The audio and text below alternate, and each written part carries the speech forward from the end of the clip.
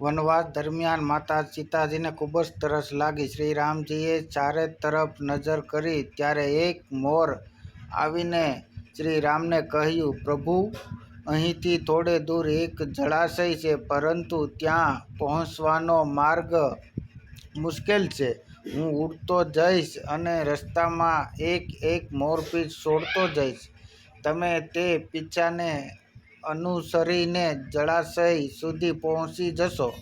મોર સામાન્ય રીતે એક ખાસ ઋતુમાં જ પીંછા છોડે છે. એવી માન્યતા છે કે જો તે પોતાની ઈચ્છા વિરુદ્ધ પીંછા છોડે તો તેના જીવનને જોખમ થઈ શકે.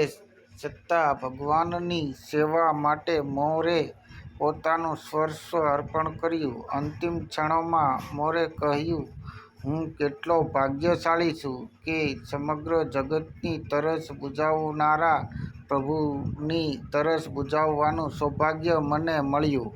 આ સાંભળીને શ્રી રામે કહ્યું, હે મોર, તું મારા માટે જે ત્યાગ કર્યો છે તેનું ઋણ હું આગામી જન્મમાં જરૂર ચૂકવીશ.